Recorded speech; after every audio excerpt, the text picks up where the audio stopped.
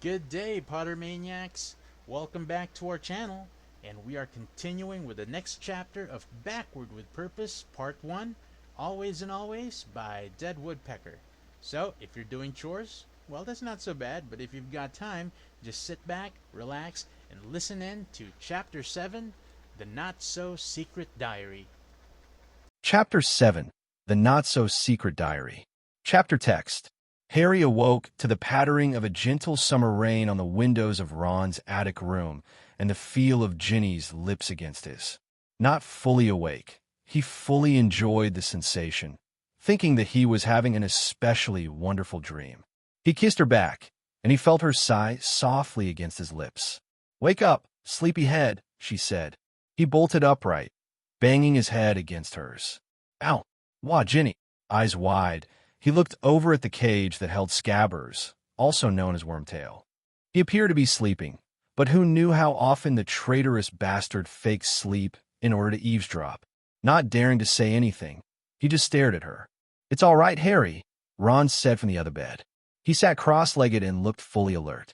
"I dosed him with the sleeping draft Dad made for Mum the night after you two and the twins got back with the car," Ginny explained, smiling smugly. She threw a glare at the rat. "He's lucky I didn't give him the draft of living death."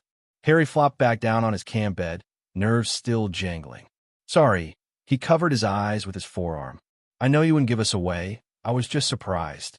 He eyed her. "Care to start over and wake me up again?" She laughed and pecked him on the cheek. "First I want to hear, did Dobby come to visit?" she asked. Harry nodded and grinned. "He did indeed.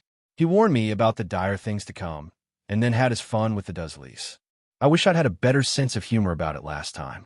Even more, I wish I'd had a camera to capture forever the look on Uncle Vernon's and Aunt Petunia's faces when they saw the cake go spat all over the client's wife." They all laughed appreciatively. Ginny curled up next to him on top of the covers, and he placed a hand in her hair, stroking it. Harry was in a very good mood. They had a bit of a break this summer, before they had to return to school and deal with the Horcrux waiting for them. He intended to enjoy it as fully as he could. His encounter with Voldemort had been made public, and Dumbledore had assured him after the leaving feast that already suspicions amongst the staff, of which Harry had had no idea, had been laid to rest. Professor McGonagall had apparently been especially proud, though he had to trust the headmaster on that one, since she'd looked much the same as always. Gryffindor had managed to win the House Cup, and best of all, Mrs. Weasley had treated him with all the warmth he remembered when he'd arrived at the Burrow 4 days previously. "Mum has completely come around, I think," Ron informed him, apparently following Harry's train of thought. "She almost drove me nuts when I first got home, asking questions and clucking over me like one of the hens in our yard." Ron looked very pleased with this. "And she was ever so worried about you after she heard what happened," Ginny told him, patting his knee. She paused. "What I want to know is how Neville got tangled up in this." Harry told her. "So we let him. I couldn't say no, and I didn't even want to," he finished. "He was helpful, too. He figured out the devil's snare before Hermione would have." "Good for Neville," Ginny said. "Did you know that he spent all of first term and most of second, until the dragon, with Professor Sprout in the greenhouses?" Harry asked her. "You were closer to Neville. Did he ever tell you that?"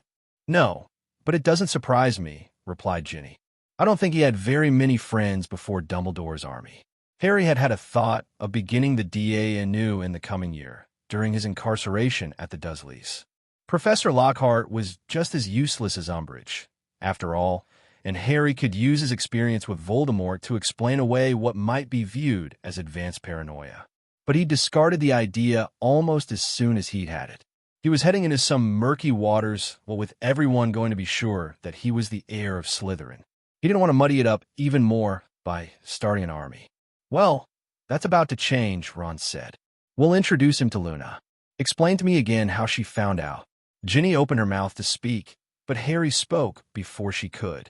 Thinking about suspicions reminded him of something. "Hold up, I almost forgot." He leaned over, trying not to dislodge Ginny, and rummaged around the open trunk next to him, and finally found an old issue of the Daily Prophet. "Dumbledore gave this to me," Harry explained. "It's the article that Dumbledore, Snape, and your mum mentioned. You kept that quiet," Ron accused. I forgot, Harry said honestly.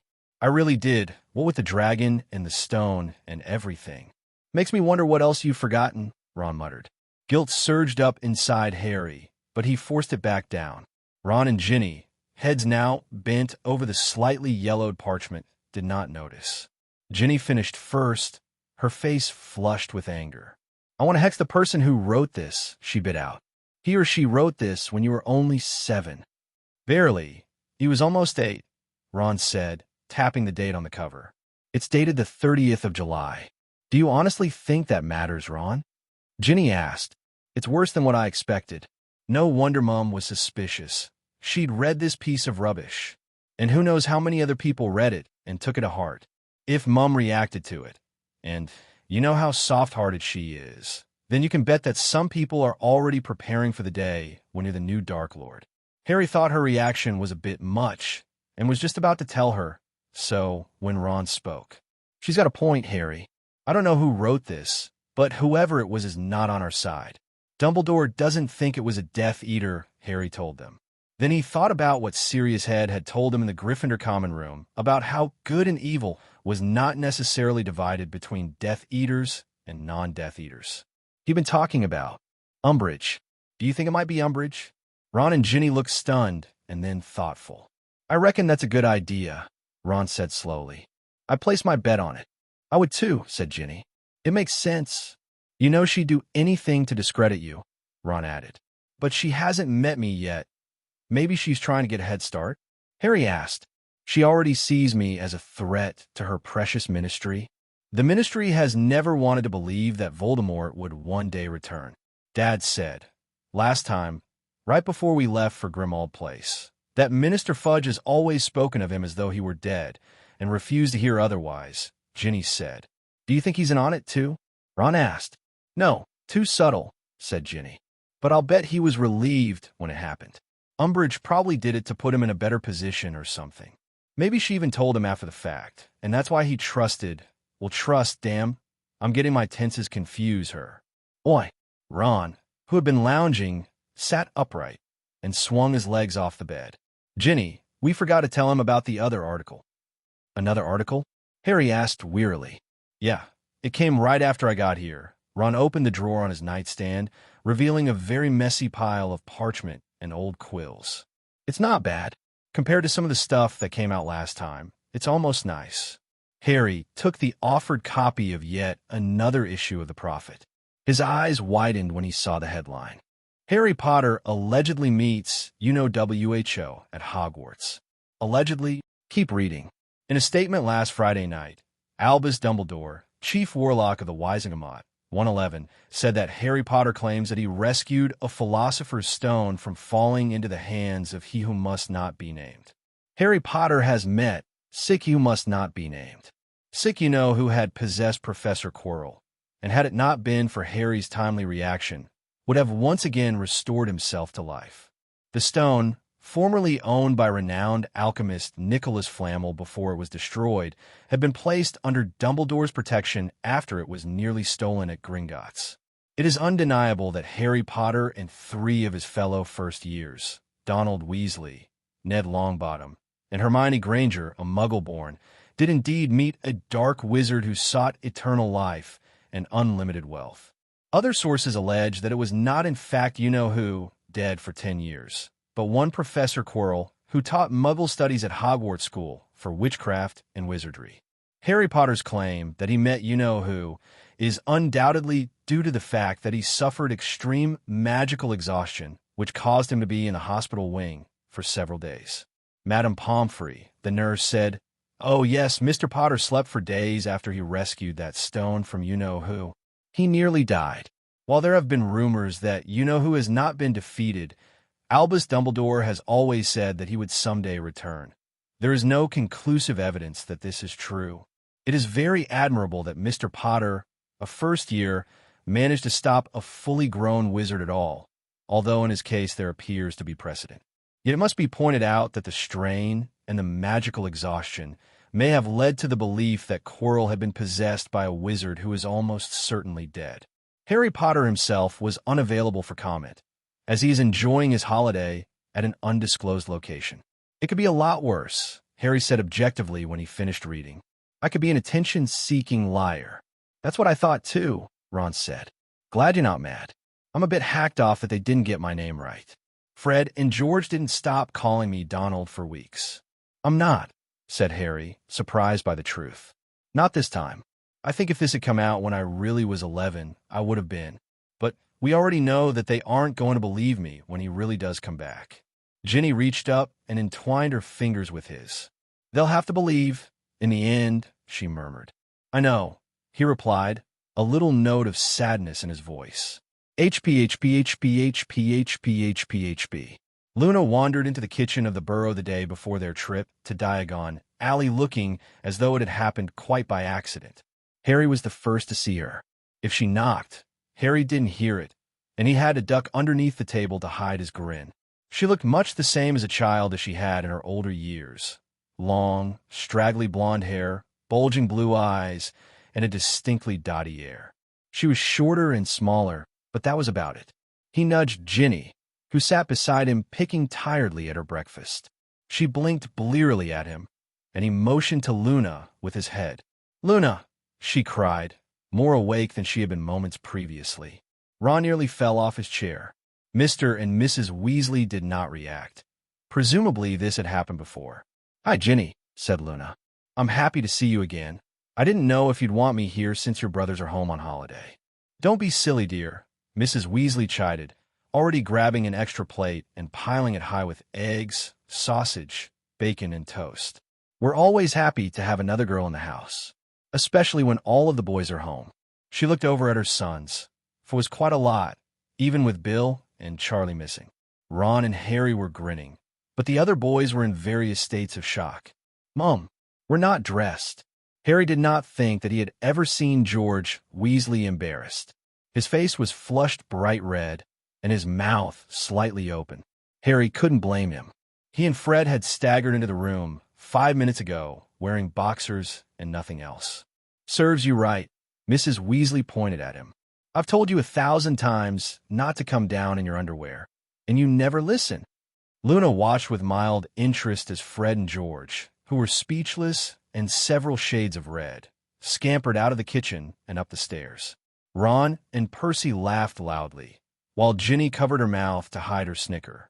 Daddy says that twins have spots on them from when they pricked each other with their nails before they were born. He was right. I think they're just freckles, dear. I'm afraid all of us Weasleys have got them, Mrs. Weasley said with equanimity. Ron howled with mirth.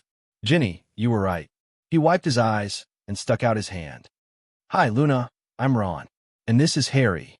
I know, Luna said, returning his handshake. Ginny told me all about you. You're the youngest, and you just finished your first year at Hogwarts, and you've got a long nose. Thanks, Ron said.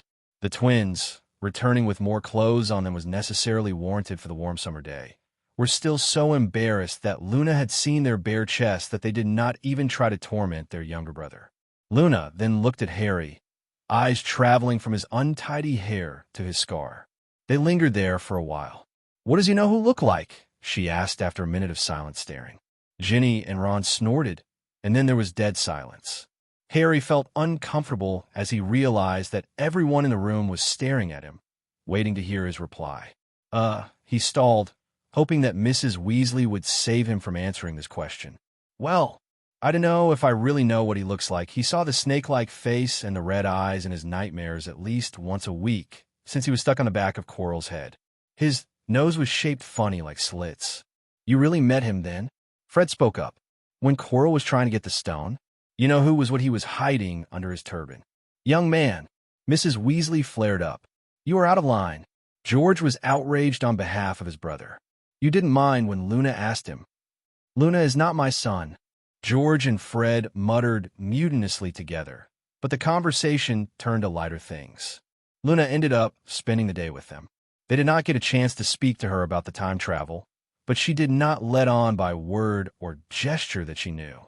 The twins, having gotten over their embarrassment and taken off one of their sweaters, suggested a game of Quidditch, which turned out to be several games, with Fred, Ron, and Luna on one team, and Ginny, Harry, and George on the other. By the time it was too dark to continue playing, George had told Harry 31 times that he ought to try out for the house team, and Fred had told him 17 times, with increasing annoyance, that Harry always caught the apple Mr. Weasley had charmed to make fly, that he would make a decent seeker. "Mum, can I walk Luna home?" Ginny asked after dinner. Mrs. Weasley looked uncertain. "I don't know if it's safe, dear. Your father, and I thought we'd take her side-along apparition again." "Luna walks over here all the time," said Ginny. "Not at night, just in the mornings," Mr. Weasley replied.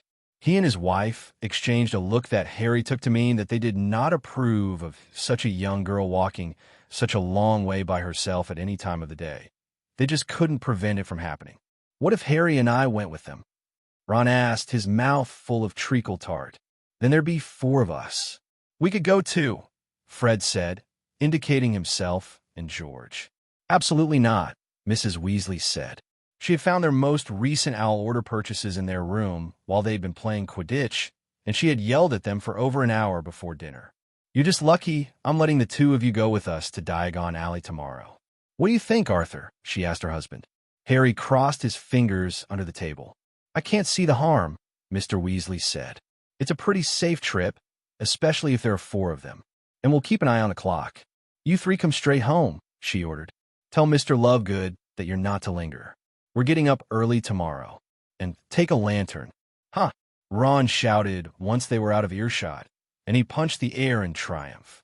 He grabbed a bemused Luna into a tight hug and spun her around, while Harry and Ginny looked on and laughed. "Luna, how did you know?" "Yeah, Luna," Harry said. "I've been wondering since we got Ginny's letter." "I dunno," she shrugged. "Ginny looks older than 10. I'm 11 now," Ginny informed her. "And so do the 2 of you," Luna continued as if she had not been interrupted. "It's obvious," she cocked her head. "So if you're older than you look, then you must have come from the future." "It's that simple," Ron asked. "You see 3 people who look older than their age, and you automatically assume that they're from the future?" Harry could tell that he was impressed. "Daddy knows a lot about it, and I've read some of his books," she said tranquilly. "Do you know that the spell and potion you used came from Merlin? He traveled through time, too. Daddy reckons that he still is. We just don't know it because he knows how to disguise himself. Be kind to strangers. They may be Merlin," he says.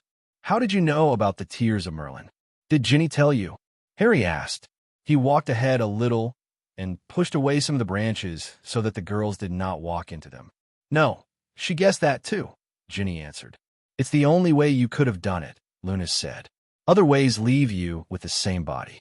"You know, Luna," Ron said seriously, "I think I appreciate you even more now. I'm beginning to suspect that some of your strange ideas were true after all." Luna turned around and walked backward so she could see him. "I think you're Lancelot," she announced. "And Harry is Arthur, and Ginny is Guinevere. They were told that they were going to get a second chance, and I think you're it." "The thing is, Luna," said Harry, "this already is our second chance. And wasn't Guinevere in love with both Arthur and Lancelot?" Ginny asked. "I'm not going to fall in love with Ron. EW, which is why things will work out this time." Luna smiled. Harry could not help but think later, as he crawled into bed, that today had been the last day of the holidays, no matter that they still had a week until September 1st. Tomorrow they would go to Diagon Alley, and they would return home with the Horcrux. Already, his thoughts were turning to the darkness ahead, both this year and in the distant future he was trying his hardest to prevent. He suspected seeing Luna had made the memories, dormant these few months, return again with a vengeance. Harry stared down in shock at the small figure of Luna Lovegood, whom he'd thought had been in Azkaban for well over a year.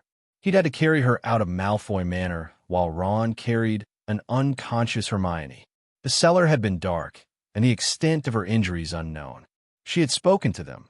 She'd helped them find the nail, and had cut away the bindings herself. But now, Harry saw in the light of the full moon that Luna bled deeply from 100 different cuts. He could not understand how she was breathing. "Bill! Fleur!"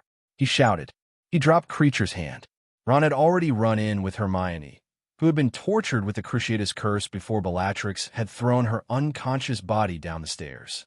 Luna's face was so pale that she looked translucent. Amazingly, she opened her eyes. "Spell, preventing me from escaping," she said weakly. "Did this every night, or every week, can't remember. Healed me, cut me, healed me, cut me, can't stop the bleeding. It took a second for what she was saying to penetrate his tired mind. He nearly dropped her. Luna, they did this to you every night? And made it so if you escaped, you'd bleed too, but he couldn't finish. Death, Luna whispered. No, Harry said forcefully. No, you aren't going to die. It sounded like a lie, even to his own ears. But she did an hour later, lying on a bed in one of Bill and Fleur's spare bedrooms. Fleur could do nothing. She didn't know of nothing that might save her. Molly arrived, summoned by Patronus, and was just as helpless. If Harry had had one bit of hope that the healers at St. Mungo's would not turn them over to Voldemort, he would have taken her there and damned the consequences. In the end, all any of them could do was hold her hand while the white sheets were stained scarlet with her fleeing life. HP. Harry played with the small coin he had enchanted to connect to two others. The Protean charm had been a difficult bit of magic, and it had taken several tries before Harry had done it right, and he did it several more times after that to make sure it was perfect. They weren't the same as the ones they had used to start an army underneath the Ministry's nose. Those had been spelled to change the date and time. This one was a little different. As soon as Ginny tapped hers with her wand and muttered, "Of course," always and always, Harry's and Ron's would vibrate and grow uncomfortably warm. Harry had been tempted to also make it so that a piercing whistle came from it, but he realized that he was being paranoid. When Ginny finished writing in the diary, she would repeat the words, and all coins would go back to normal. Harry did not like this plan. He'd said so many times. He'd been shouted down each time. It was Dumbledore's portrait who had convinced him that these things needed to play out. They needed the sword. And after what Harry and this Dumbledore had gone through to destroy the ring, he reluctantly agreed. That did not mean that Harry was not allowed to brood over the decision, as he had told Ron earlier that morning. Harry had gotten very little sleep the night before, and Ron had noticed. Neither one of them are worried enough, Harry thought sourly. Get moving, mate. Ron broke into his thoughts. Mum's in a fury. You're not even packed. He gaped around the room, seeing Harry's things still strewn all over the place. What VE you been doing? You missed breakfast so you could pack. It'll only take 5 seconds, Harry said irritably. And then he proved it, using the same spell that Dora Lupin had used when the Order of the Phoenix had sprung him from the Dudley prison. You could have done that and had time for breakfast, Ron told him. Together, they lugged Harry's trunk down the stairs. Better take that to the car, boys. Mrs. Weasley stood beside the front door, hands on her hips. We're already late. Ginevra Molly Weasley, get down here now. Harry and Ron obeyed, and Harry soon found that only Ron's trunk was in the boot. Percy came out, dragging his and panting heavily. Ron and Harry ran over to help him. With a grateful sigh, Percy rubbed his back and said they'd better get out here. Mum's in a state. It took them another half hour before they were on the highway. The twins had everything they'd forgotten, and Mrs. Weasley ranted in the front seat. I told you to pack last night.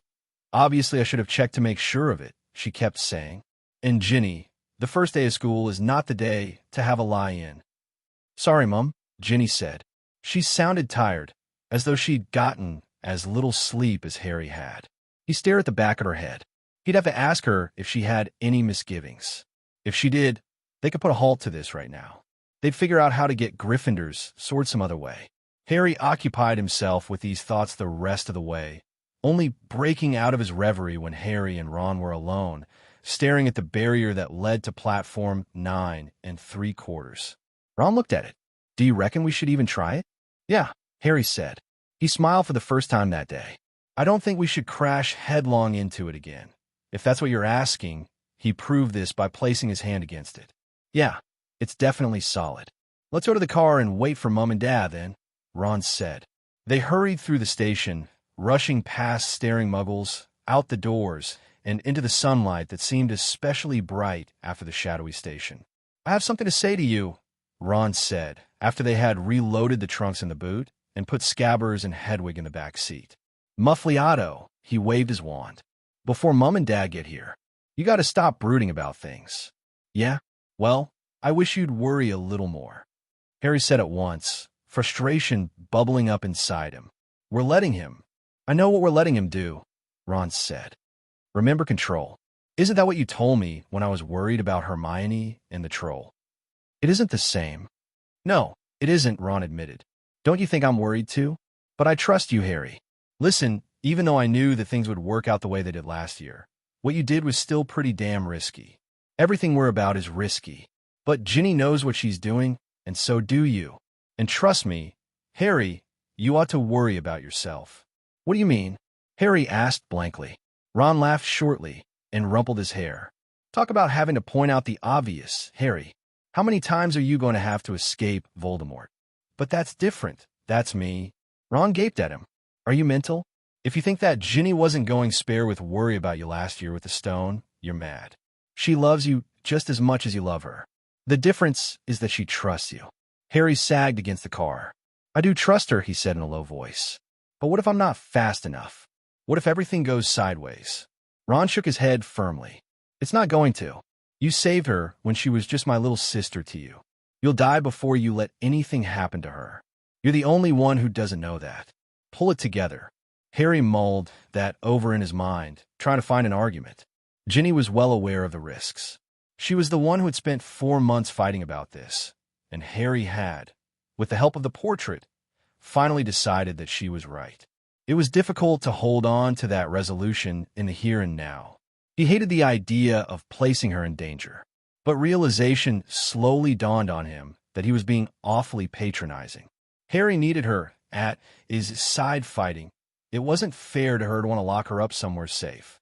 The woman he loved would never stand for it, and if he loved her, he would trust her. And himself. You're right, he said reluctantly. Merlin's pants, that took long enough. Ron blew out a deep breath. You're lucky you agreed. Ginny planned to hex you tonight if you hadn't, and she wasn't going to be nice about it.